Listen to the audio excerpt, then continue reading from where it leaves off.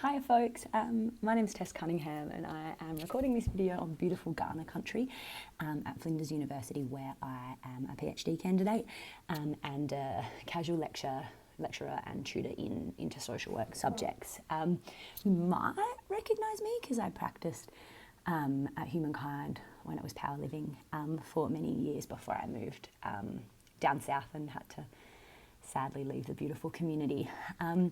But yeah, thanks so much for taking the time to listen to my video application. I am applying for a ripple effect grant to support a project I'm working on that kind of sits alongside my PhD. So for the last 3 years, I have worked alongside criminalised young people through what's called co-design research methods and narrative approaches to explore the complexities of their lives and their lived experiences, and trying to kind of conduct research in ways that really challenges, I guess, kind of dominant ways of doing things where researchers are framed as the experts. And with research on criminalised young people, the approaches are kind of particularly silencing, and when we try and seek to understand what drives youth crime, we often take a really individualising focus. So this means we focus on kind of the traumas that these young people have lived through, but generally we take a much stronger focus on kind of what their dysfunctional families did to them, and we pay much less. And I say dysfunctional like this because I don't subscribe to those ideas, but what this means is that we take a much less of a focus on the worlds that these young people come from, the worlds that we have created for these young people, and the worlds that they return to after incarceration. And so within the kind of dominant approaches, we continue to see dysfunctional families and these kind of traumatised young people as the source of crime, and thus as a source of the solution. And so the targets always remain these really quite individualising approaches that are kind of punishment-based, so youth prison, which we know exacerbates all of the drivers of offending and makes society significantly less safe, and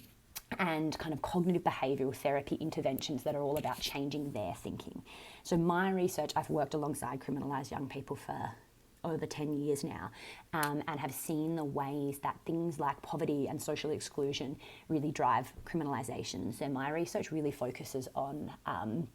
that and giving voice to that, and to holding a much more complex picture about kind of who is responsible for this. And as part of this, I am wanting to make sure that my PhD findings reach a much broader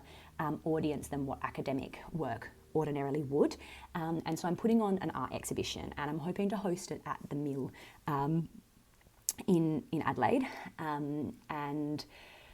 this exhibition is really about kind of bringing the community in, bringing social workers, psychologists, lawyers, but just the general community into a space where they can interact actively with the narratives, the stories, the creative products of these young people, to challenge these stereotyped understandings of who they are.